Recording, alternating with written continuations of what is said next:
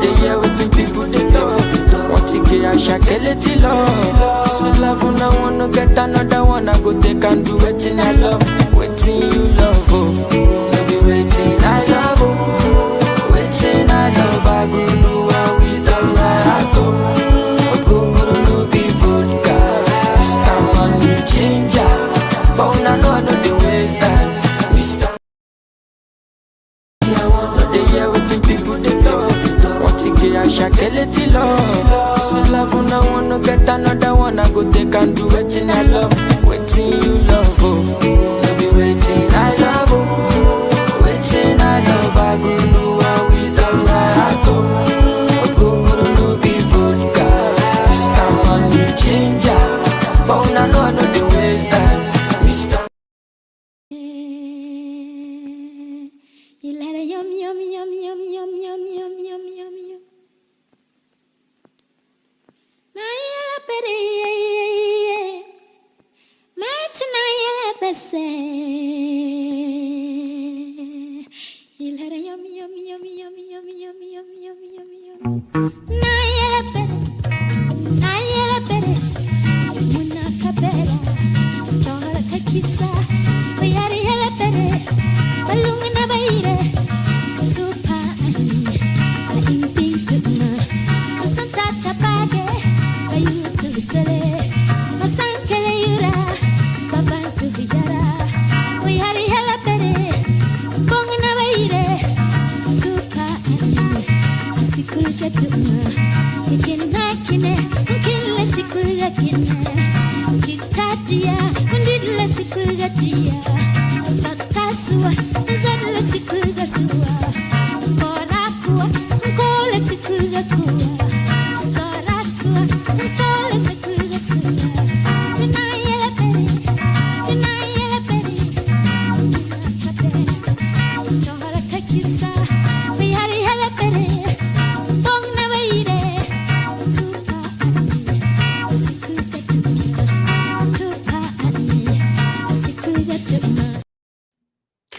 Well, it's 2 p.m. in the Boston area and 7 p.m. in Ghana.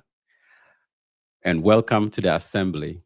Today, we are honored with the presence of Justice William Atuguba, the celebrated former Supreme Court Justice of Ghana, known for his judicial acumen and dedication to justice. We delve into the critical aspects of Ghana's democratic evolution, discussing the foundational principles, challenges of accountability, and the role of governance reforms in addressing systemic issues. With his extensive experience, Justice Atuguba provides an invaluable perspective on ensuring Ghana's democracy serves all citizens effectively. Justice Atuguba, you're welcome. Thank you. Well, Ghana has had 32 years of consistent democracy. And there are questions as to whether this democracy has served us well. So what's your opinion about this position? Is Ghana's democracy holding up, and is it serving us well?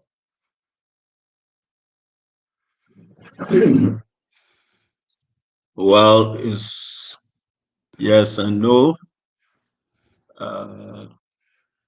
It's like the operations of a business enterprise. Sometimes there are losses, sometimes there are gains.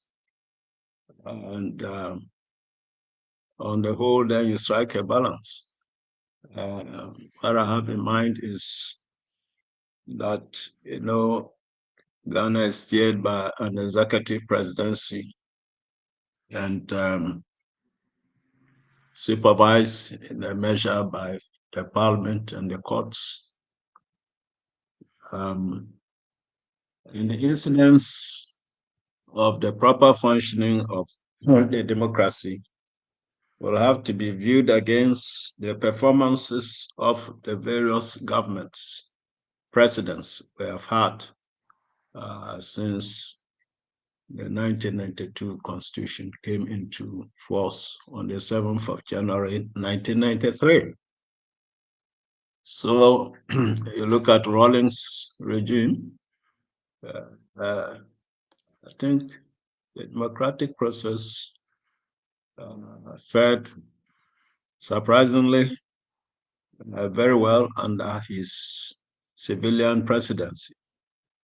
In terms of freedom, the fundamental human rights, the independence of the judiciary, uh, the Auditor General, and so on, Shiraj, and you come to Kufuor's administration, was by and large, and they say um, that the specter of corruption started rearing its head towards the end of President Rawlings' government. Uh, recall some of his ministers were prosecuted and jailed for financial crimes. Pepra, Adam Ibrahim. Ibrahim Adams, yeah. Pardon? Victor Salome, Ibrahim Adams. Salome, yeah, Yes. coming to the Yes. Abadapi and so on. Sipa Yankee, he was not a minister, but was the head of his sector, the chief director. So, but before that, I think there was much accountability. Okay. I don't know what happened that this propensity to financial non-accountability reared its head towards the end, the latter part of Rawlings' administration. It's difficult to account for that, but it happened. And then Kufuor came in promising very full, in fact, to use his own terminology, zero tolerance for corruption. Yes. But not long after his assumption of office, we know what happened. It was the incomprehensible acquisition of a high-class hotel, running to $8 million or so by his son, Yes. obviously under his cover. The son, who had only 8,000 cedis in his account, was able to acquire that. It became Hotel de Wawa. Yes. It was nicknamed Hotel de Wawa. And so from there, one could see that accountability was losing grounds. Then it festered. We know what happened. He's the chairman of his party. Said, well, I mean, he was carrying bags of money to the presidency and all kinds of things. So corruption was deepening under Kufuor's administration. As far as the fundamental human rights were concerned, in a large measure, observed. But it was under his administration that if you criticized or insulted the president, you are not spared. People came after you to, deal with you manners that are not democratic.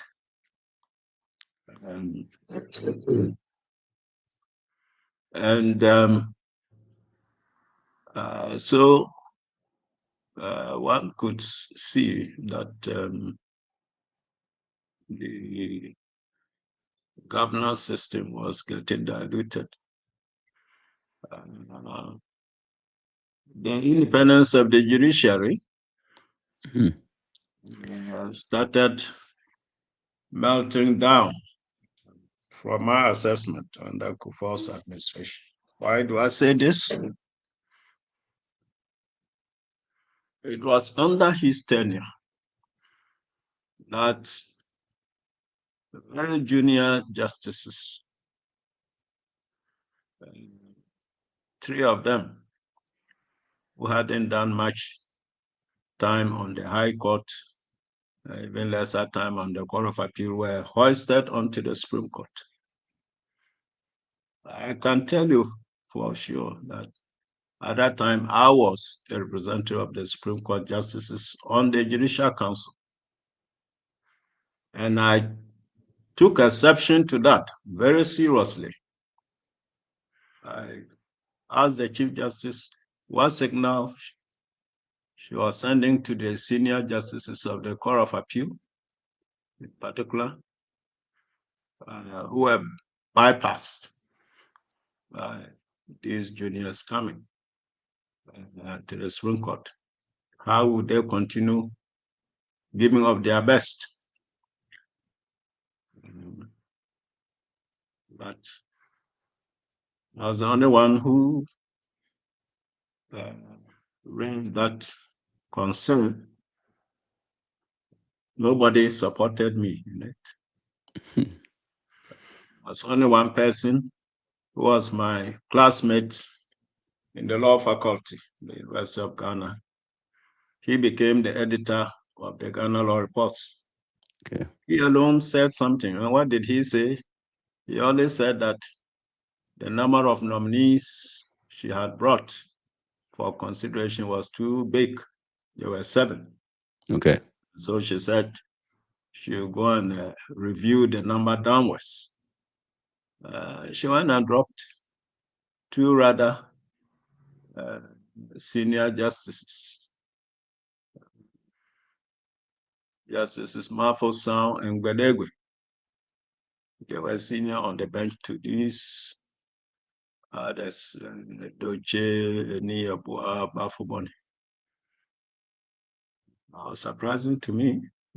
Why should that happen? I mean, but well, it went through. Okay. So you can see, I mean, if there's no good reason for doing this type of thing, what's the inference in terms of constitutionalism and democratic dispensation? Okay.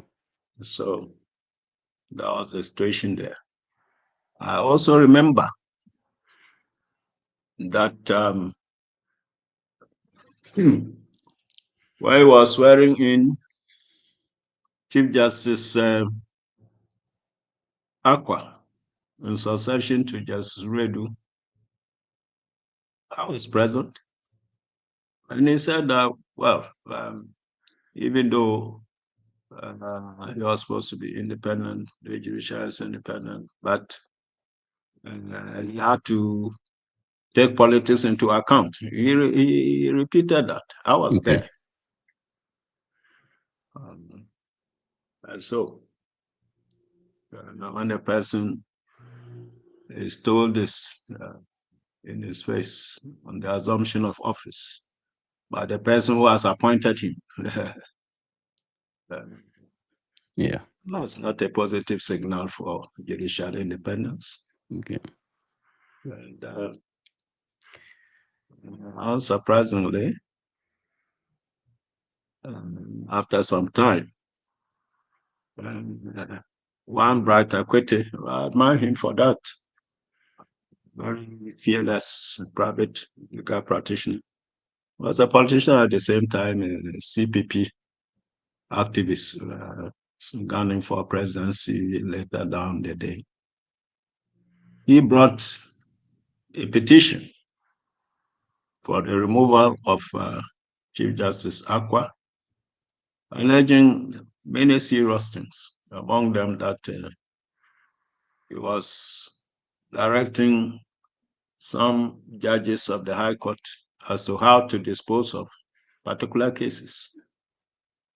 And when two of them resisted, you transferred them in a very radical manner, one to what, and the other to some other outlandish place, forgot. So Brother Kwete documented this and other malpractices in a petition. And the petition was shut down through an action in the Supreme Court. Did not, it wasn't a proper petition worth considering by the president. That was it.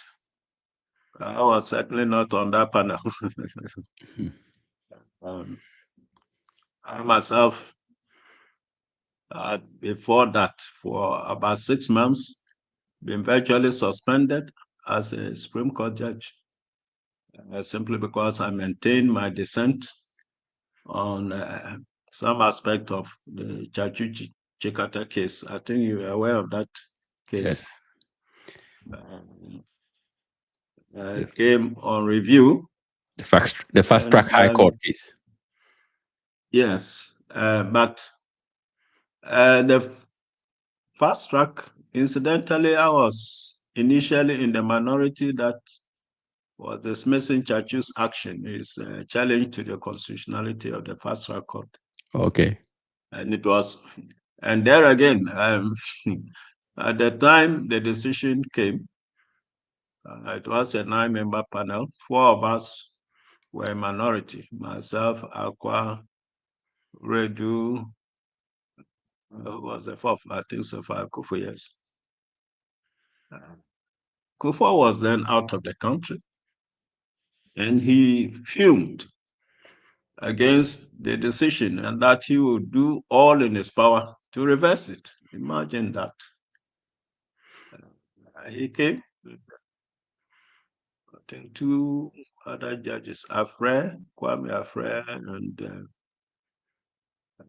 Lamte, were promoted from the Court of Appeal to the Supreme Court. They were on the review panel, and then they supported our side. So now it became a 6-5 majority, reversing the initial decision. judgment. So, but I do you must think say that? that? Okay. Yes. Oh, Yeah. go on. Yeah, but do you think that perhaps we should face the realities of the fact that we are human and the potential of judges to align with one political party or the other is something that is very real? And for that matter, for instance, in the case of the United States, judges are nominated based on ideological grounds, and they tend to lean towards one party or the other. And sometimes with certain cases, you tend to know which way which judge is likely to vote. Should we take a similar approach to the judiciary in Ghana?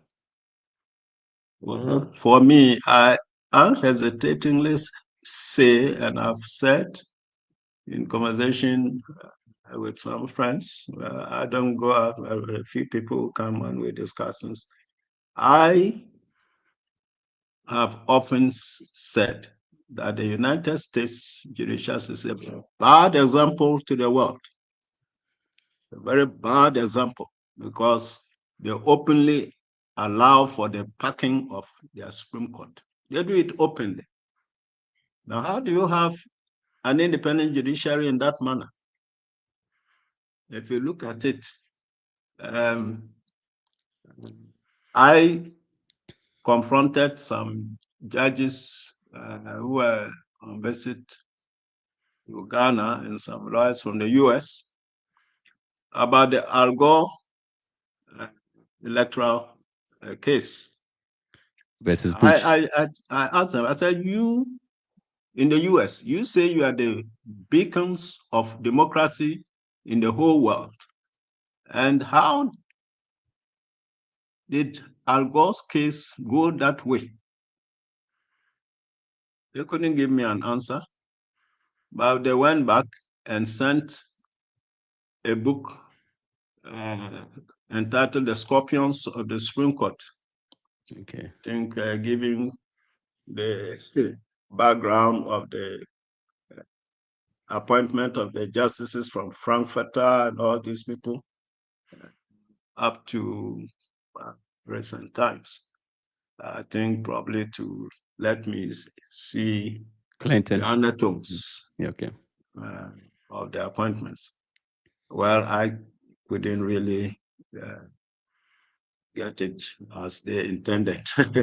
No, but because I was From reading the speech that you gave in 2013, and yes, you gave a long list of interferences with the judiciary since from Nkrumah's period all the way to even Lehman, um, yeah, Buzia, every regime. You cited cases that had the interference of the executive in the judiciary, which clearly yes. indicates that it's inevitable.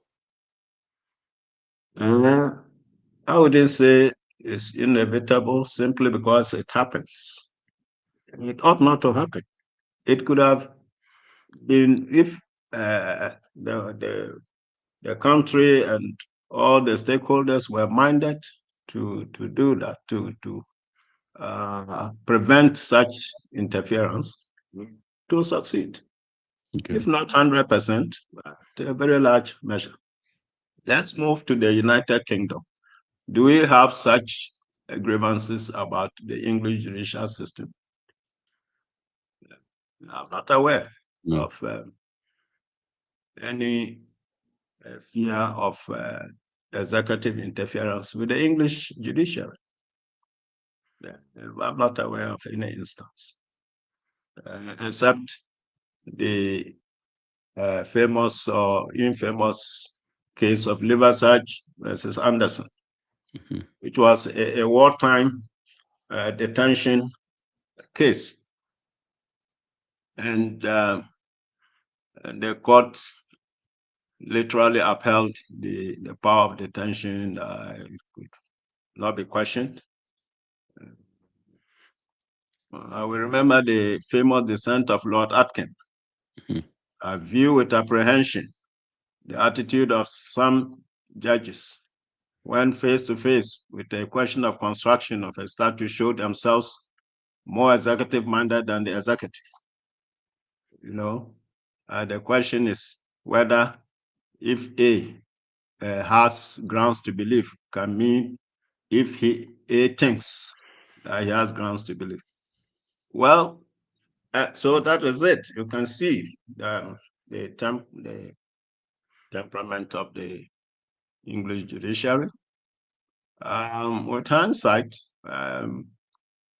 we feel that in times of national security issues, I don't think that Lord Atkins' position ought to be upheld in the raw. Okay. Security, national security, the nation must exist and survive before all other things can be considered and applied to it. But we all know that shortly after that wartime era, Liversidge and Anderson was departed from very liberal. And so that's an instance where it's possible to have a judiciary that cannot be manipulated executively. Okay. Although they're also humans, like Mhm. anybody. But English justice is really sound. Yeah. That's because their system is not, well, I think they have a long tradition of Mhm. judicial independence. Because until now it was the Lord Chancellor was appointing the Superior Court judges and so forth. But they are principled. They would not use executive, you know,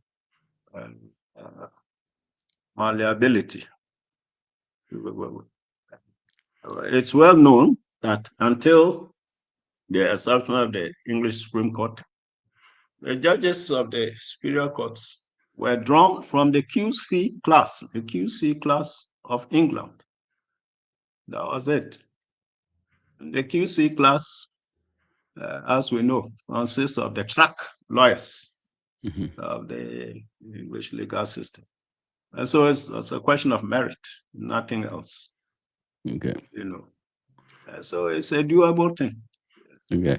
To have a judiciary that is truly independent. If people at a particular country so wishes, and it's up to it. Okay. So I know that is not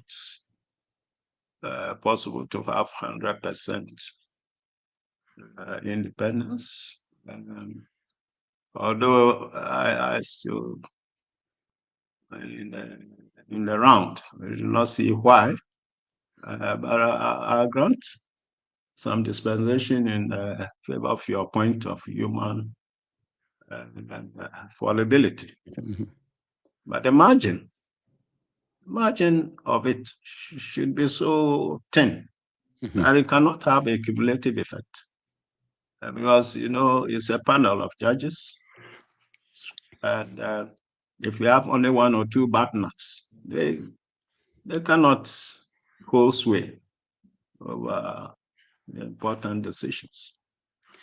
Okay. So, for instance, in ancient Athens, they solved that problem by selecting their magistrates by lot.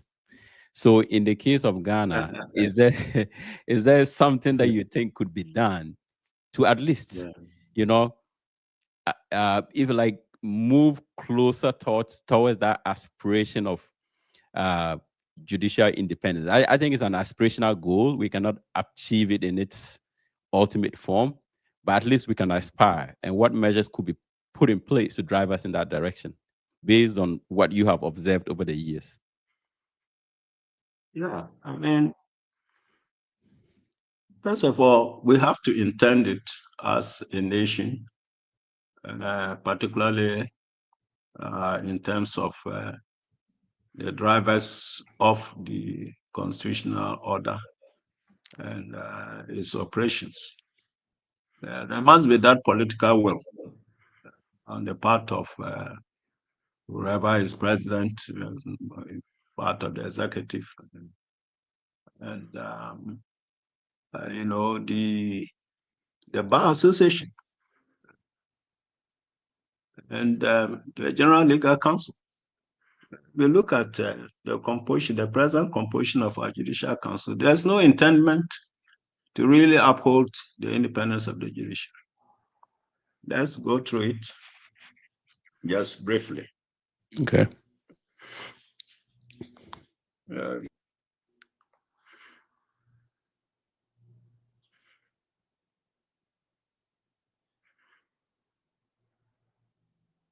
Well, I can read out the provisions towards the end. Okay, if you.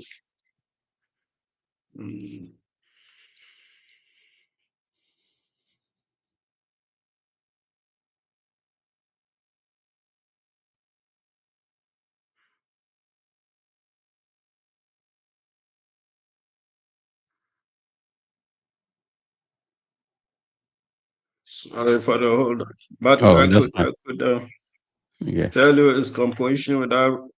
Okay, Judicial Council, here we are. There shall be a Judicial Council which shall comprise the following persons. A, the Chief Justice, who shall be chairman. The Chief Justice is somebody appointed by the President to start with. Okay. The Attorney General is appointed by the President. In fact, the Minister of State, the beck and call of the President. Then I have a Justice of the Supreme Court nominated by the Justices of the Supreme Court. This is a very dicey provision. Why Mhm. should it be an issue for election? When the Constitution itself says that if in certain circumstances where the Chief Justice is unable to act, the most senior justice performs the roles of the the functions of the Chief Justice. So why logically can't the most senior be the representative of the Supreme Court justices? Mhm.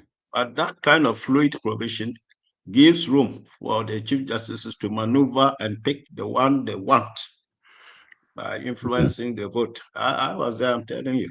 Okay. Okay. Yes. In Yeah. fact, I was asked by a new Chief Justice, let me spare his name, but if he insists, I can mention his name. When he first came to office, Mhm.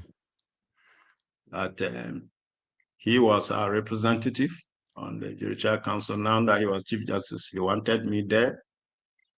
When I'd called to congratulate him on his appointment, he said, "Oh, yes, I was the second person to congratulate him, and that he'll be looking up to me as one of his right hand men." What nonsense is this? What do you mean by right hand man? Are we dealing with chieftaincy here? I mean, it didn't make Yeah. sense to me. I Mhm. was outraged. Okay. But I certainly didn't go to talk to lobby anybody to be made the representative. I was really furious. Mm. He couldn't read my mind. And so a certain judge who had newly come to the Supreme Court from Court of Appeal won the uh, election. Okay. And then after some time, he found his way going to the Gambia to be Chief Justice there. So this Chief Justice came again. He had told me the first time to lobby ahead of time, and I didn't. So this time the vacancy had arisen again. I should do that. I didn't do it. Yeah. In fact, I felt very outraged because I could imagine such ideas obtaining in the Supreme Court at that level. No. What are we about? No. I mean, how can you have a sound judicial system with this kind of mindset? Right. But that Chief Justice, I must say in his praise and honor that he was very legally competent. He could deliver very sound, well-reasoned judgments. Mhm. But this how he Okay. was otherwise performing, you know. Mhm. Okay, let's go on. Yeah. All right. So, yeah. So from our conversation so far, from, for instance, the excesses of the executive and to the judiciary, it sounds like we don't have an internally built systems of accountability in our democracy. I mean, and if you look at the Americans, they had a foundational principle that in every step of the way, in formulating the governance arrangements, they cycle back to that foundational principle. And the essence of it was to ensure accountability. In our case, would you say something like that is missing? Is there a foundational principle that would always have to remind us that we are veering away from it? Well, definitely, because we fought for independence from British rule. Nkrumah was overthrown, saying that it was dictatorial, there was no liberty, there was interference with the judiciary, and so on. Buzia was overthrown, and all these things. So, if you look at our succeeding constitutions, they refer to all these things as our foundational weaknesses, the reversal of which will constitute our foundational principle for going forward. Okay. I'm not too excited about the American foundational principle as far as it relates to the judiciary. It doesn't show. Maybe from the beginning. Yes. somebody like um, Chief Justice was it Warren? No, the one who asserted the power of judicial review of the Supreme Court to declare acts of Congress unconstitutional if they conflicted with the Constitution. Okay. There were traces of that, but going forward, you can see they expressly appoint their judges on political, philosophical leanings. It's very express, very obvious. They've been wrestling over it. When the president's term is coming to an end and he's trying to appoint just the opposition will say, oh, no. Ought to leave it to us. I mean, the United States thing is to me, is very scandalous. I would say that. Yeah, because I think the underlying philosophy is the fact that interest counters interest. Okay. Yeah. And so the system of checks and balances that are building, they are building such that the self-interestedness of one party would counter the self-interestedness of another party. And then it brings the system to balance. Will obtain if the composition, particularly of the Supreme Court, is balanced in the way you have indicated. But is there a balance? They often want, if it's Republicans, the vast majority, they want to ensure they are pro-Republican justices. That's what I see about that system. And so it has been tilted politically over the years. In saying this, let me throw a word of praise for Chief Justice Roberts. In recent times, well, I have to scrutinize things a bit before, but he dissented on this Al Gore case, if I remember rightly. I value him for that. I think he was a Republican. He was appointed by the Republicans. Yes. And this was against Bush. Yes. Yes. I think George Bush or something. But he dissented in favor of Al Gore. That is something to look out for. These are the kind of people they should be looking for, not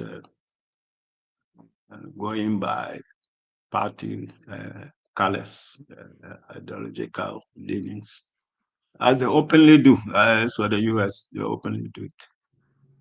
So when Biden came, he was bowing to counterbalance. Didn't have his way, but that shows clearly what is happening. So the balance you are talking of, yes, is the panacea to it, but then it is not manifested, is not catered for in the process of appointments to the Supreme Court. They actually do it on tilted political partisan basis, so open. So then there's no balance. There's no balance at all. So, but let's, delve into the question of,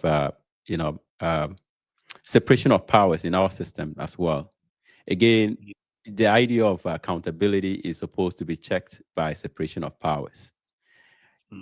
Is it an inherent weakness in our constitutional regime, or could that be the reason why we are facing issues of accountability in our governance arrangements?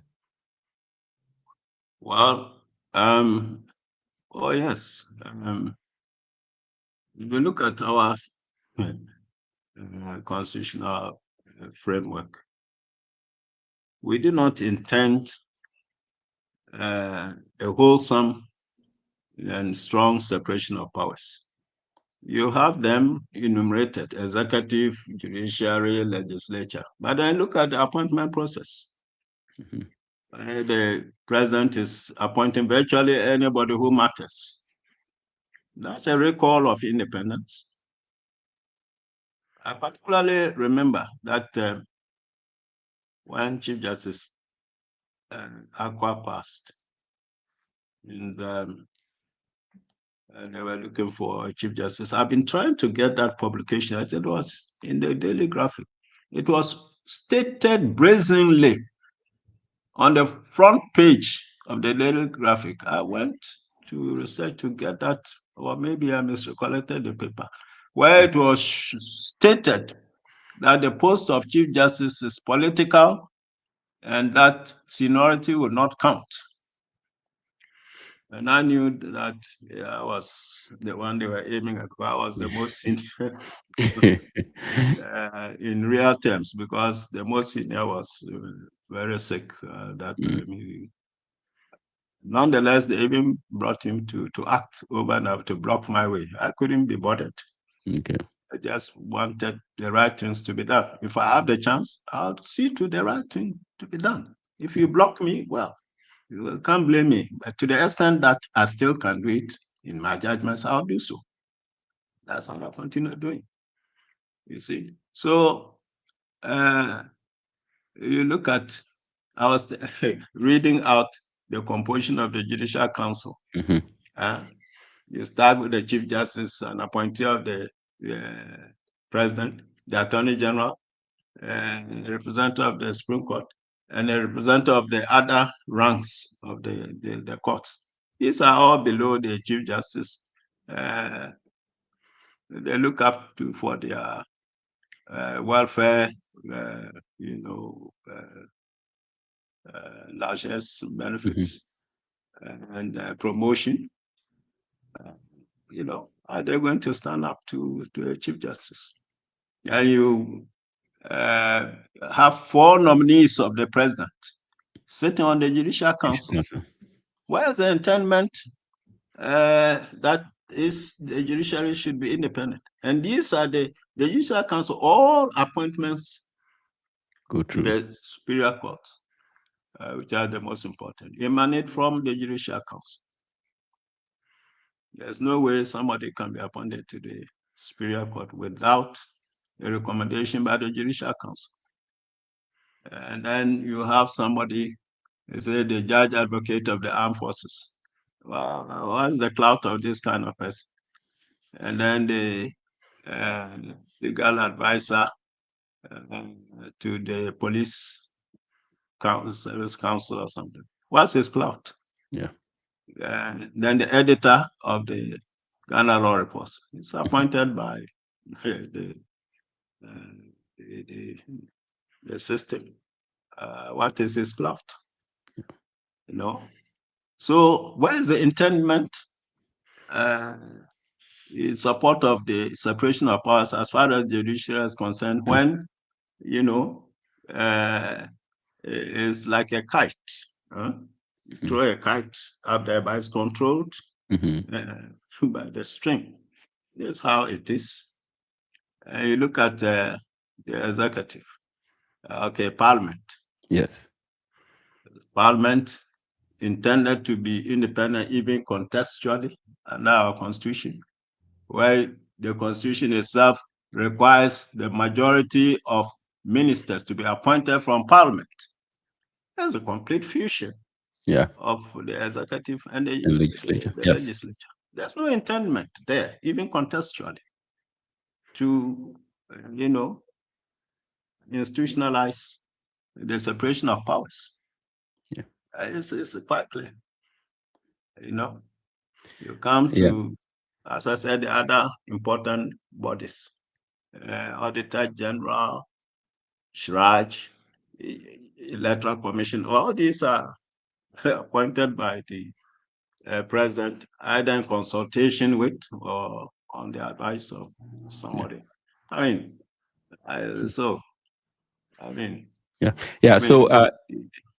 I read Manasseh Azore's book, and he said in an interview with Muntaka, Muntaka said a majority of the MPs come to parliament with the intention of eventually becoming ministers, and that they don't have real intention of doing legislative work. That's very true. It's a springboard to ministerial appointment, because the vast majority constitutionally must come from parliament. And so if you are somebody of wealth in a sort, by entering parliament, you are almost an automatic minister. Okay.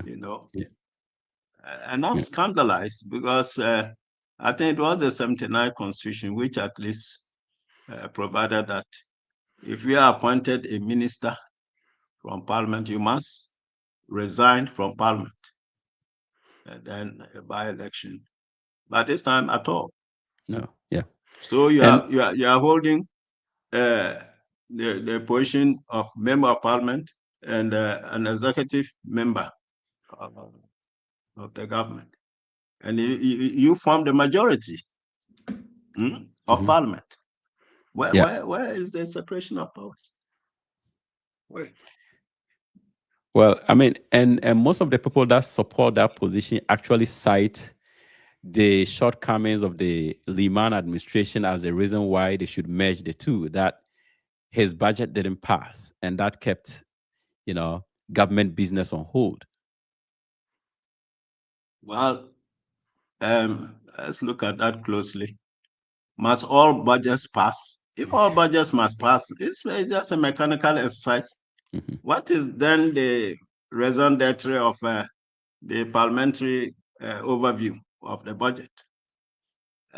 So a budget failure can be a healthy event, simply speaking.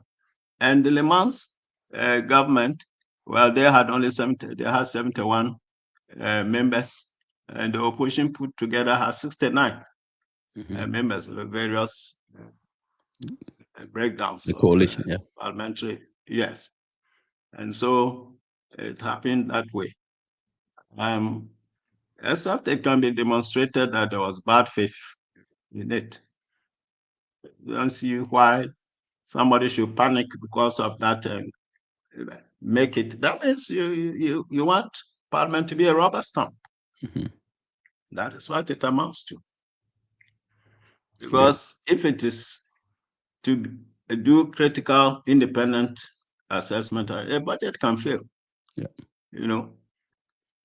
they want to cooperate, they can point out certain weaknesses referred back to the. But if the president is adamant, they should fail it. They are there for that. And I think that's the very purpose of the separation of powers, right? And checks and balances, oversight. Exactly. But as it is, I'm very sorry. The Ghanaian situation, separation of powers, has become farcical. I use that word, farcical. Very farcical. Okay. And so, look, some years ago, when I was in the service, and I got a radio, I was listening once in a while.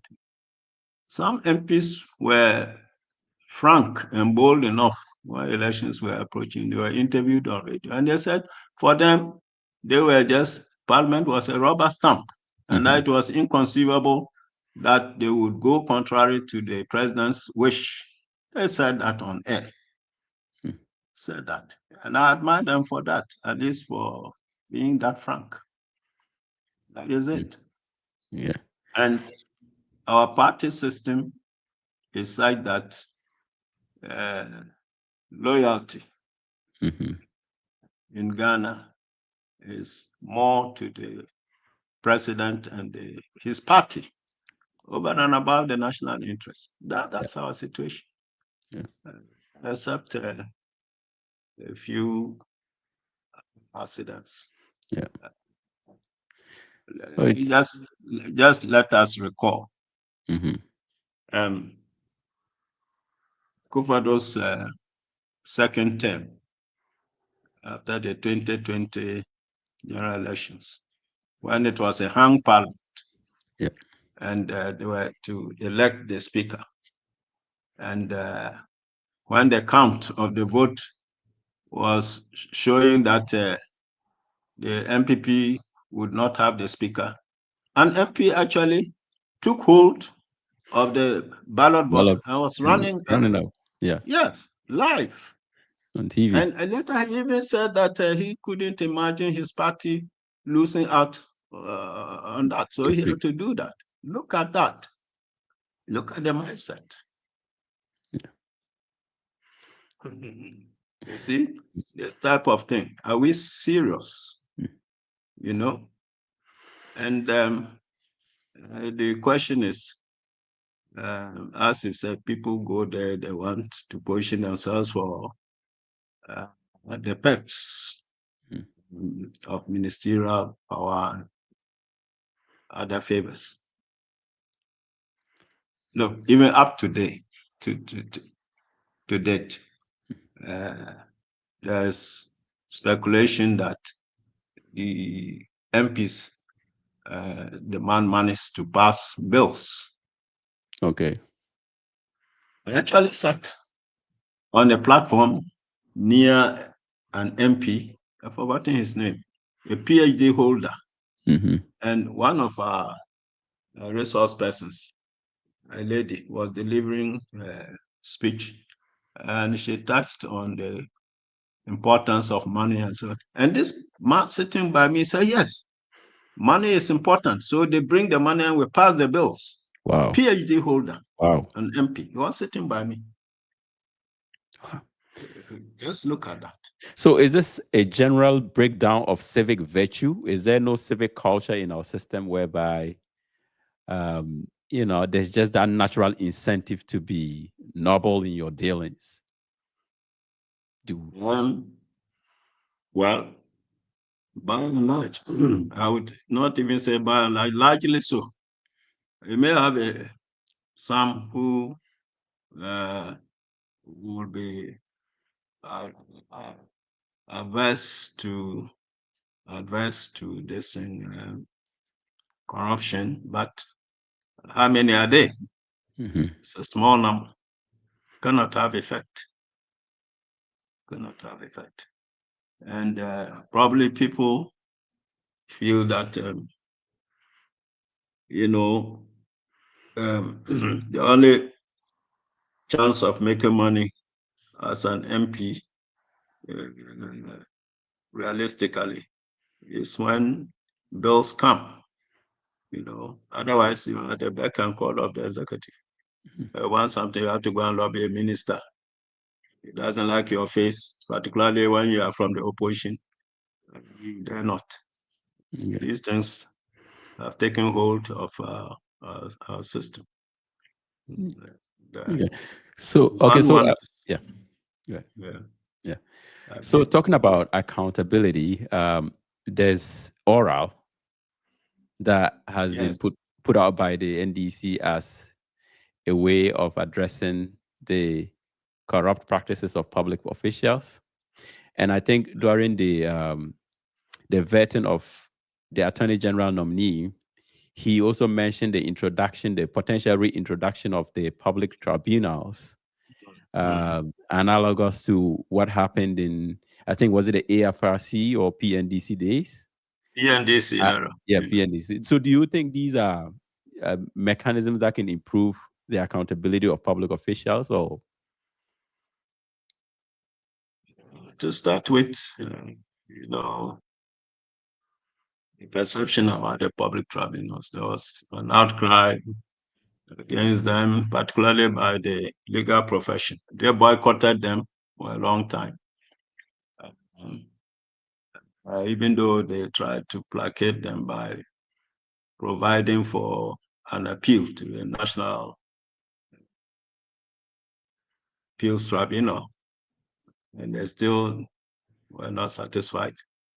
And so they dovetailed them into the Constitution. It's like that, because their decisions were appealable to the Court of Appeal and so forth. Nonetheless, their composition was so that you have A presiding judge is a professional, plus 2 non-professionals or 3. And so lawyers certainly will not be happy with that system, because a lawyer will make his tackle, fix his tackle based on the legal rules. He feels that with that, when he fixes his tackle well, in terms of the legal rules and principles, he is going to be victorious. Not necessarily so in the public tribunal, where they say technicalities, so-called technicalities. But I think that by and large, the tribunals, particularly after the first heady days of the revolutionary idea, they were functioning quite well. Okay. And I think that's why when the 3 high court judges and the retired army major were adopted Major. and amended, it was the public that cried against their trial before the ordinary courts. It was the public. Okay. So they had to be tried by the public tribunal. And I mean, they didn't acquit them. Yeah. Sentenced them to death. They faced firing squad. Mm-hmm. You know. I think one escaped. Yes. Yeah. What's his name? America. How was that? America. Yeah. Yeah. He escaped. Yeah. Yeah. But justice was done. So, but by and large, I don't think that alone was enough to dispel the skepticism about the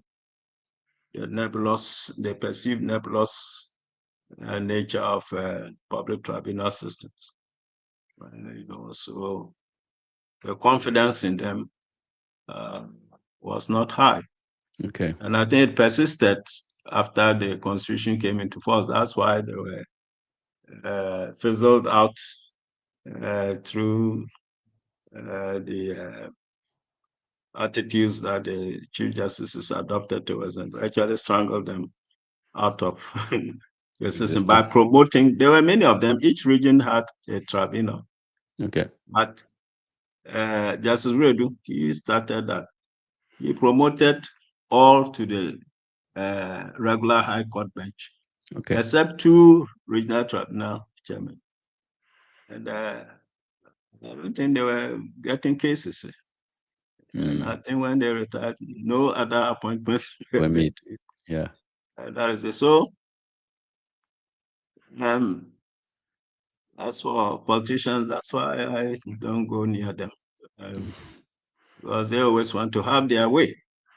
And that is very troubling. Yes. There is absolutely no need to go back to the public tribunal system once there's that skepticism. Okay. I mean, if we want a sound system and we intend to do it, we can do it.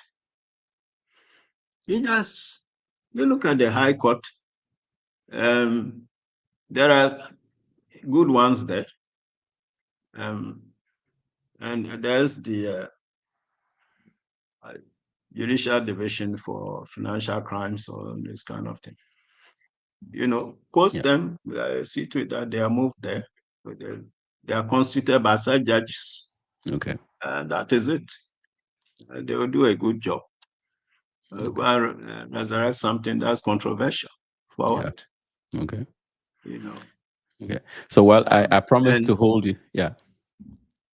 And even they could have many of such judges in supply the system if there is courage and intent to clean the judiciary. Okay. I mean, before the recent election, I mean, there was a outcry against the judiciary, no confidence. Afro Yeah. Barometer, uh, Mo Ibrahim, Mm-hmm. this thing assessment, and even it internal, people had no confidence. I mean, social media, you just find views, Yeah. particularly the Supreme Court, they're calling them unanimous FC. Yes. Oh, yes, blatantly. Mm-hmm. And it was so. The cry against the judiciary was so high. Yeah. Now, there's a new government. What do you do if you intend to, if your cry against it at that time was principled? This is Yeah. the time you should flush out the bad elements. Okay. You only take time, that you don't do it politically. But those who can be shown by empirical evidence to have been political poodles, you get them out. Okay. And then you can amend the constitution, or even without it, just make sure that those coming to replace them are competent and independent. Okay. That should be the basis. So should the If you go Supreme and Court have bring, a cap? is it? Do you think the Supreme Court should have a cap? Well, oh yes, why not? Okay. Because the propensity of African political magnates is to juggle the system to fit their idiosyncrasies each time they find themselves in the saddle of power. And so it's important to prevent that. Okay. But people just talk on social media, after all, the US has only 9 justices. Ghana, they have too many, 14, and they are trying to increase the number without any proper, education or enlightenment about the jurisdiction of the Supreme Court. Okay. It's too large. It's nowhere near your Supreme Court there. Yeah. They don't take up all cases. Yes. Yeah. Yes. It has original jurisdiction. It has supervisory jurisdiction. It has this appellate jurisdiction. It has review. All kinds of things. There are about 5 or 6. It's a whole lot. Yeah. And the volume of litigation has surged more and more over the years. I think the last time, shortly before the elections, the Chief Justice was pushing for the appointment of more justices. And I was interviewed on that matter. And I said, yes, she was right. If only the process of appointment is genuine. Yes. Yes. That if it's genuine, there is the need. And I was advocating about a minimum of 25 Supreme Court judges, so that they have at least 4 panels, because the Supreme Court sits on a panel, a minimum of 5 for, substantive cases. Okay. It's interlocutory matters, you can have 1 judge, or then going to 3.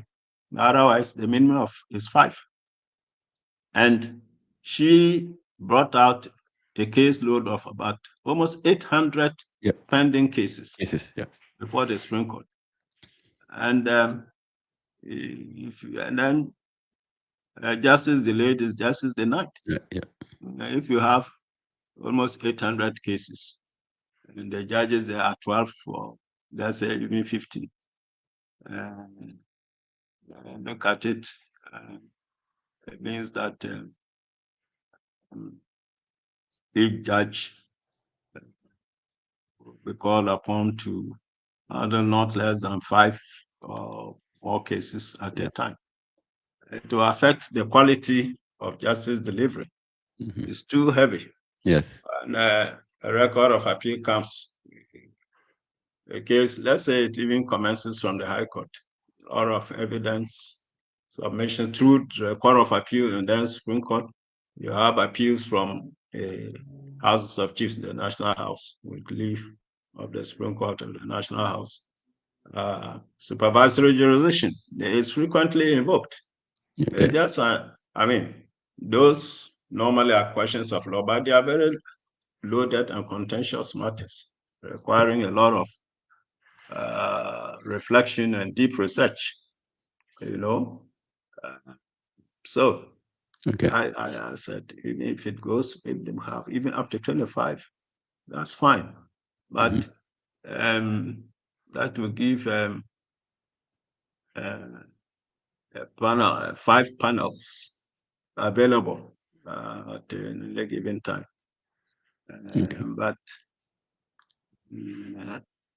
Or should the jurisdiction be redefined to streamline the cases so that the Supreme Court doesn't have to take all cases? Yes, I've been thinking of that. And it ought not to be so if the judiciary were soundly composed. Okay. Let's go back a bit. In the 60s, coming to the 70s and early 80s, I think the Court of Appeal, which was then the highest court, had only 5 justices. And there was no outcry about they being overburdened by anything.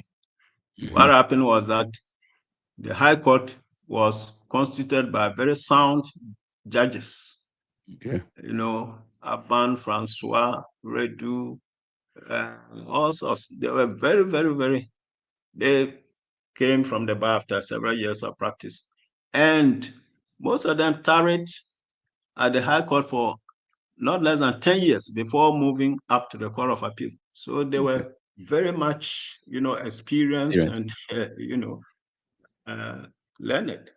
And so appeals from their judgments were not thrown out often, because your chances of success were no good.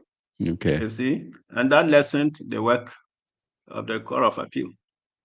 And it didn't require, so that the 5 there were okay to handle things. But over the years, quality corruption crept in the bar, was diluted somewhere, indulgence, sharp practices. The bench, corruption crept in, particularly from, let's see,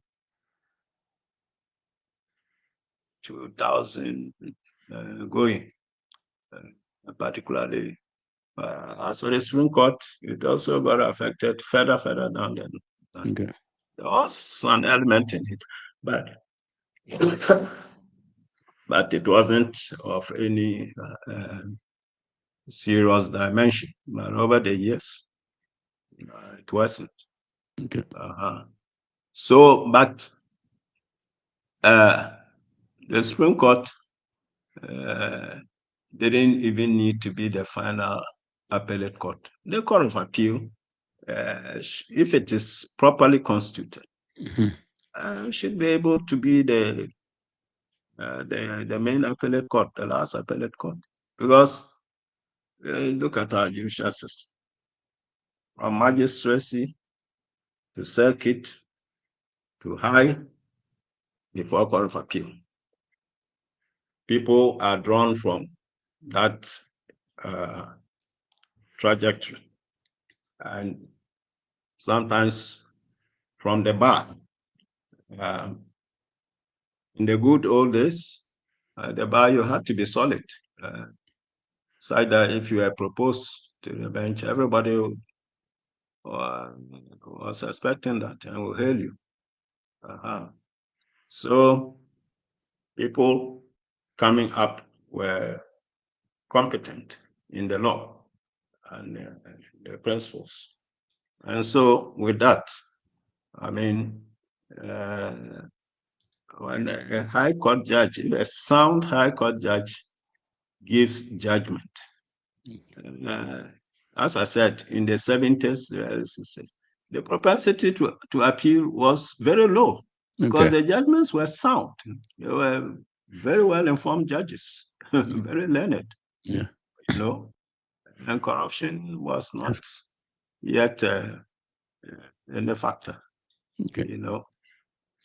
But over the years, Yeah. the guard was let down, and that's why people will be appealing from High Court to Court of Appeal to Supreme Court. I mean, are possible. Yeah. So, if they reconstitute the Court of Appeal now, I think they are about almost 50 something judges there.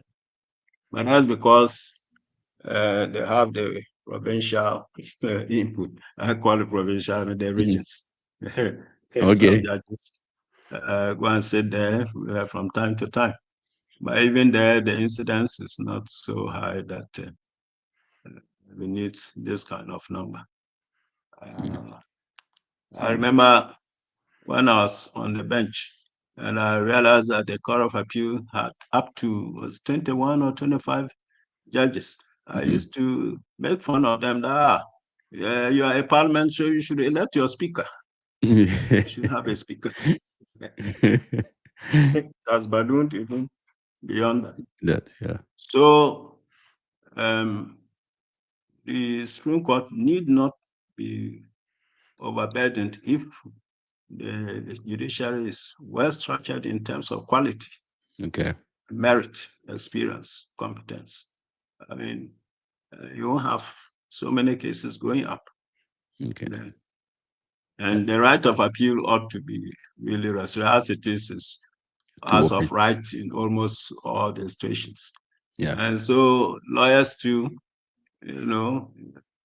the bite of defeat is what will push them to appeal even where they don't believe the appeal will succeed. Yeah. So it's a question. Yeah. Okay, you go ahead. No, come. Okay. All right. So I was going to say, well, I promised to keep you for an hour, and then we are beyond an hour. But I wanted us I wanted us to touch on the Constitution review. And there's I don't mind. I'm not aware that we've done an hour. Let's go on. Okay. I mean, if you don't mind, then yes, we can keep going. Yeah, if it's convenient to you. Oh yeah, absolutely. Yes, I was mindful of your time. Yes. No, that's all right. Okay. Yeah. So with the Constitution review, are there certain things that you think should be very instrumental to that process? Are they very critical points of review that you think are very essential to strengthen perhaps our democracy or judiciary or even separation of powers? Well, I think our discussion so far has answered that. We've said that the separation of powers is cosmetic, both in terms of constitutional text and the practice on the ground. And that the constitutional text itself does not really intend to effect any realistic separation of powers. And that should be addressed. And the president has octopus powers of appointment of the critical institutional heads.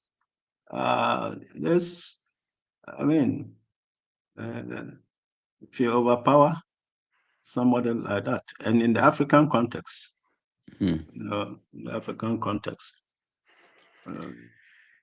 people tend to be very dictatorial and power conscious. I mean, just look at it in Africa. Where can we boast of true, democracy? Maybe Mauritius, Namibia, to some extent, Botswana, a few. I think there are about 5. And even over the years, I think there's some dilution somewhere among some of them. But let's look at the typical ones. Uganda, Togo, Cameroon. Nigeria. Nigeria used to have a very sound judiciary. The days of Chief Justice, Elias, and so forth. Very, very sound judges, very powerful Supreme Court. Over the years, I think it got to a stage where I think it was Buhari who appointed somebody. They said his competence was in Islamic law. That's Chief Justice. To let him come to power, he pushed out the incumbent Chief Justice through some very faulty process. I got him out. Where in Africa? Cameroon? Where? Even now, in some of the military regimes, I think things are even going better. Yeah, Burkina Faso. Yes, Mali, Niger. Yes. Guinea. Yeah. Guinea. Yes. Yes, things are getting better. Yeah. So, I mean, if you just look at it, the contrast, what accounts for that? So there must be a true separation of powers. Okay. Checks and balances do not mean fusing them. It's just to spell out their areas of authority more clearly. I must confess that I don't understand the extent of the executive power conferred on our president. I mean, how far does it go? They say it relates to the execution and maintenance of the Constitution and the other laws. What does that mean? Yeah. There are no clear boundaries. No clear boundaries. And so they just try their luck. Oh, yeah, let's remove this, and some questions come up. And that is because as far as the 92 Constitution is concerned, the proposals for it were going in for an executive presidency and then a prime minister. Yeah. And it was conceived that the president will be confined to very high matters of policy and the ground power be exercised by the prime minister. But it didn't go through. Okay. You see, it didn't go through. And the proposals were built on that expectation. It didn't go through, but it went through that way. So I mean, see that the traction there is problematic. So the principles don't fit together. No. And that's I keep on emphasizing. There's no constitutional intent under our system to effectuate the separation of powers. There's no constitutional intent. Looking at the provisions, they state the categories broadly and record them under the executive, particularly the presidency. Well, there's no separation of powers. Chief Justice appointed by President, Attorney General by President. He has 4 nominees on the Judicial Council. Almost all the other institutions of consequence, he is the appointing authority. Sometimes in consultation with the Council of State. And even if it's on the advice of the Council, look at the Constitution of the Council of State. Is it in a independent body? And worst of all, adopting the American style. Supreme Court justice to be vetted, to be approved by Parliament. What type of Parliament do we have? Yeah. If I followed the vetting processes, they're rubber stamp. The president, Yes. when he sends the list, it will go through.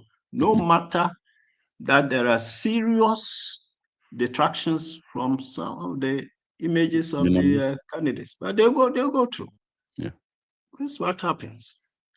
So, Yeah. I mean, I don't see the wisdom in bringing in parliament, because if you are setting up a legal institution, it's not a question of any number of laymen having their say.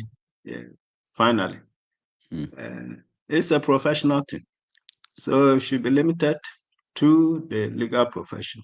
Okay. The Judicial Council should be soundly established. It ends there. Are we going to say that, this very wild idea of democracy in the US, the people must have a say in everything? Should we now elect medical doctors? Yeah. I mean, I these mean, in are fact, professionals. in the US, they didn't even intend it that way. The US system was meant to be more aristocratic than uh, popular rule. Yeah, Yeah. Yeah. yeah, exactly. Yeah. Yeah. As I say, a bad system. I don't know why our people went in for that. When Britain is a solid judicial system, solid, Yeah. I But haven't heard uh, any cries against the judiciary in the British system. And but going even, Mhm. But going yeah, on that tangent, is it yeah. because we fail to customize our own democratic principles? Because, I mean, if you look at most African traditional rule, there were some elements of democratic practices. If you look at the way the Ashantis chose their chiefs, and even in the northern part, maybe the Upper East, where we were largely acephalous societies, right? There Mm, were some egalitarian ways of doing things that are organic to us, such that I think we could have had a customized democracy that is built from the ground up based on our own internal mm. principles. Don't Well, to a delicate extent, because that sounds attractive. But let's look at what happens on the ground.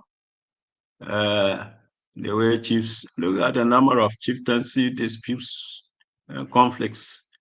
The process has become doctored. Somebody is not qualified. Look at Yendi, uh, the Gomba chieftaincy crisis that has claimed so many lives and destruction of properties for a very long, long, long time. okay. Look at Boku, Hmm. you know, those institutions are there, but if they were working soundly, again, the poison of politics has entered there, Hmm. you see. But if those are traditional values were preserved, I mean, they can dispel the intrusion of politics. This is a traditional matter. How do you come in? The rules are there. The line of succession is there, you know, but corruption has also crept in there. Yes. People with money can have their way. And in any case, after the chief has been enskined or installed, what's the democracy for the people? He becomes virtually a dictator in many Mhm. ways. The councillors doting around him, looking for perks and things. No, it's not. But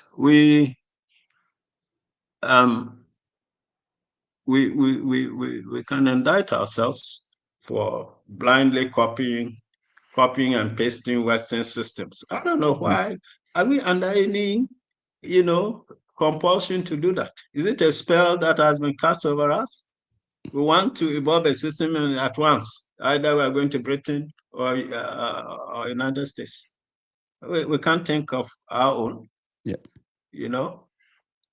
For me, for example, um, what we need is good governance. The emphasis should be on good governance and not political arrangements or systems. Okay. Because the political party system has poisoned the drive and objects, the seeking power, of seeking office. The state is not at the center of consideration. The common will is not what is at the center. It's like, I don't know, hunting expedition. People go together and they hunt. When they get game, then next thing is how do they share things out? And that is what is happening. Okay. So to me, and that's why some of us will probably never get into the Constitutional Review Committee. Oh, yes. Well, I've stated my views to some of the journalists who used to come and interview me, and I think they've sent their signals back where the powers that be. They should have let them. They've sent the signals to the powers that be. Yes, exactly. Because at a sense, I told one of the leading pressmen, the journalists, that the 2024 election should be the last one. And this sequel should determine whether we should maintain the political party system or scrap it and go in for union government, non-partisan system. Why not? Do we need, if we critically look at the political party system, what is the benefit that we derive from it? Apart from political pollution, corruption, nepotism, cronyism, what is that? And what do they bring to the table anyway? These are politicians. Are they technocrats? No. And they come and they take hold of the power and dictate things. Yeah. Dictate to the technocrats. When they themselves are shallow in the various fields. But the mass, the technocrats must pander to their whims and caprices. And can't have good governance. So the emphasis should shift from party political system to good governance. No, okay. We don't need political parties to put in place good governance institutions. If you have a properly constituted appointing body, to sieve and make the placements in the various institutions, and you have an oversight body. That's not political. You can have an oversight, a kind of monitoring and coordinating administrative body that will oversee the operations of these institutions, whether they are performing, whether there's corruption, and to take action. Okay. You can get to the party poison will not fester there. What we need is for the state to be properly run and managed for the common benefit. That's more important than wild ideas of,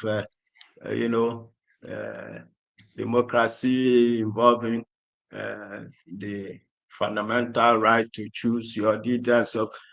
Look, this last election, in one constituency, the MPP parliamentary candidate was the driver of the immediate past president. His driver, he won the MPP primaries. Yeah. For, I don't know this place, although it was supposed to be my concern, when I was in the service, they call it La Datepon or something like that. Yeah, La Datepon. I didn't even know that was my concern. When I was in service, I didn't know it was my concern. I couldn't be bothered about those things. He emerged as the parliamentary candidate for MPP for that constituency. Wow. And he cannot speak English.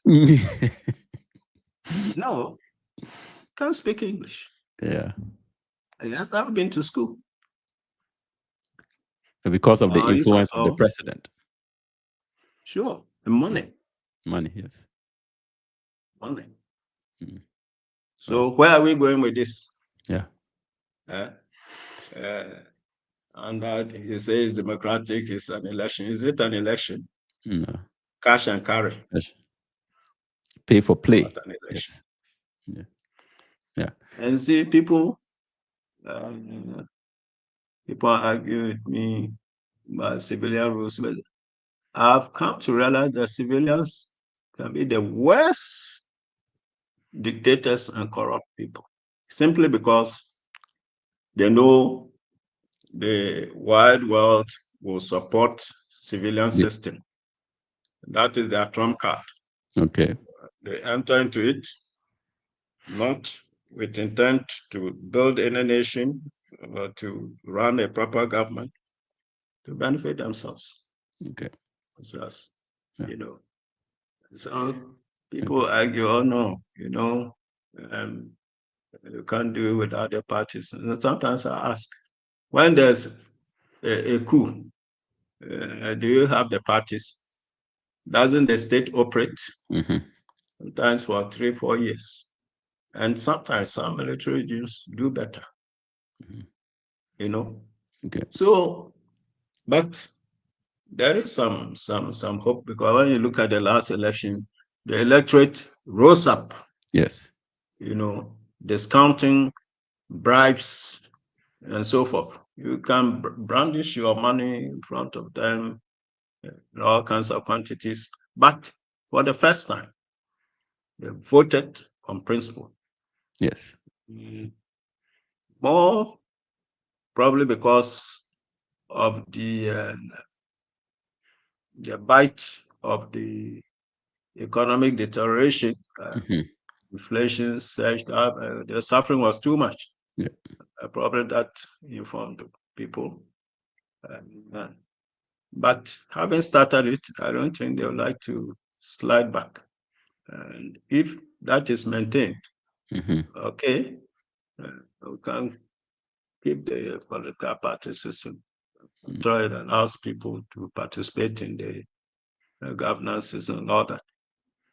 If not, I don't see why we shouldn't evolve our own. Yeah. We can evolve our own. Yeah. Yeah. Yeah. I mean, because certainly with emphasis on good governance. Good governance, yes. Yes. Yes. Because I mean, in as much as you think the American system is not the best, but they develop their own, right? They deliberately use their brain power to develop what they believed to be something that would work for them. So yes. And it was based on their experiences. Yes. Their civil wars. I mean, how they fought to the revolution against the British. Yes. And then to preserve the federation. Yes. It wasn't easy. So they devised this since to suit those experiences. Yes. We devised ours to discount our experiences. Let's go in for things that do not reflect. Yes. Okay. It's on the ground. Yes. Yeah. All right. So look, this constitution, as we went through, I mean, I told one journalist that, look, we should review the constitution in such a way that the president is armed of most of his powers. Okay. His appointing powers, and they should be disarmed of them. You can limit the executive to the running of the economy. You don't need to let them be in charge of every facet of state organization. They should run the economy. And even there, if the parliament is sound, you just look at our parliament. What's the quality in it? Once you are 18 years and of sound mind, you are good to go. Yeah. I mean, discounting quality. Yeah. No, and not just realistic. Okay. And so, if somebody has no educational and social method, he goes in there, what do you expect? Yeah. You know, all these have to be reviewed realistically. Yeah. You know, Okay. even look at the parliamentary race. Yes. The last election we had 13 candidates. When everybody knows there are only two. In the You race. know, and they just look at the constitutional provisions for running, qualifications for running for president, literally. Mm-hmm. You know, I don't even think they scrutinize the process of nomination is a bit stringent. But, confining it to just the literal text of the narrow qualifications is a misdirection. Yeah. Because, you see, those qualifications are geared towards achieving the election of a president based on 50 plus 1, Mm-hmm. Minimum threshold. Yes. How many of these people go anywhere near 1% of the votes? So are they really presidential material? Are they on a true and purposive construction of the provisions together? I think that these people should be allowed to make mockery of the electoral system. And then, okay, they say they are right. And what did they do? Some just go and align with the major parties, take monies. Yeah. Oh, yes, that is it. Okay. So a lot of things actually have to be reviewed if we want to make progress. Okay. But we have to think through them ourselves, definitely, and not to repeat the age-old process of copying and pasting. Yes. Okay. In 2021, I launched a book for some young man at Cape Coast. And I recall making 2 recommendations strongly, which I thought were important. I said, number 1, Ghana is a state, but it's not a nation. We're a state, but we're not a nation. Yes. You see, because look at how we even emerged as a state. Loose native hostile states put together, and then the British withdrew, are independent. Where was the fusion of these component parts? Nothing. Okay. So the traditional loyalties and proclivities and so forth were deep-seated. Nothing was done to integrate the people together as one people, one destiny, one nation. Achampong tried to do that. But, he did well to a large extent. He was appointing regional ministers from anywhere. Yeah. Amedume, who was an Ewe, was the regional commissioner for Ashanti region. Okay. In the Upper East, our regional commissioner was an Ashanti man. Meila, at a certain point, was regional commissioner for Eastern region. This Makabori and so, I mean, good like that. And so people were beginning to, live with people who were not of their kindred, but were ruling them. While Rawlings came, and that's why I don't like politics. I suppose on the eve of elections, he reassigned these regional back to their own backyards for political effect. Yes. So that they could, whip up support, you see, thereby destroying the sound, quest for fusion of National unity. tribal loyalties and these sort of things. Yeah. You see, Okay. at Champions time, you couldn't talk of tribalism. It was the corruption that brought him down. Okay. At that time, no corruption. Mm. I mean, no No tribalism. tribalism. Yes. No. Okay. Let's see. And we need that. Yes. Up to date in Ghana. In 2016, as was Akufo-Addo was on the platform. Yeah, come for. Yes. All die, they die. Yeah. Yeah. No. When you start like this, you're starting on a very divisive, ethnic, tribalistic tangent. Yeah. What kind of head of state are you going to be? I think 2012 or so, Mahama was campaigning generally well. He went to Upper, you say, oh, I'm your own son. Yeah. But I mean, nonsense like this. The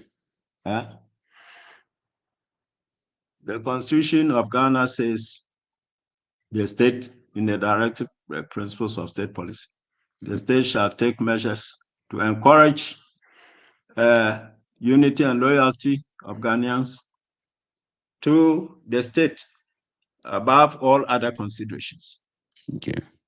Mahama and Akufo-Addo in their campaigns, they were promising 6 more regions. Small country like this, yes, which are 10 regions. This is the constitutional, goal to unite the people and encourage patriotism above all. And you are subdividing them because of ethnic tensions you detected. You thought if you did that, you could harvest electoral advantage. These sort of things. Okay. These sort of things. Okay. And then I also said, even our very notion of politics, is warped.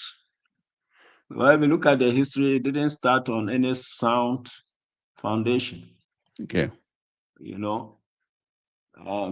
was acrimonious. The very UP, divided. Yep. Yes.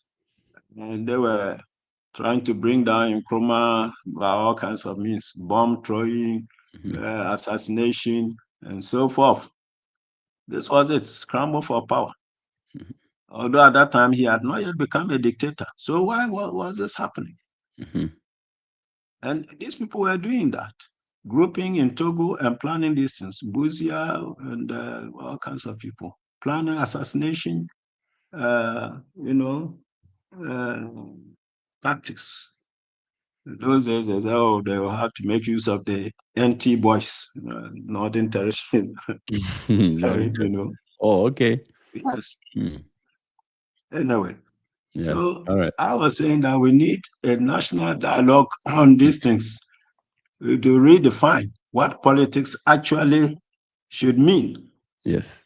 And to find out whether we are a nation at all. Okay. Well, a state.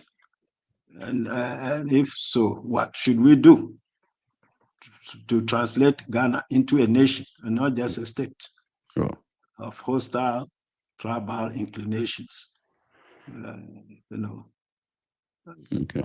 So anyway.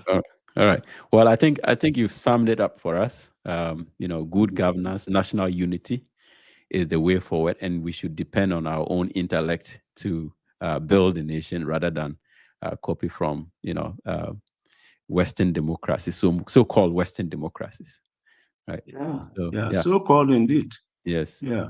Yes. So, Justice Atuguba, thank you very much for honoring our invitation. We've had a very exciting conversation. The time flew by so fast. In fact, yeah. So hopefully, when we call on you again, you will grace, you honor us with your presence, and I really appreciate your presence. Right.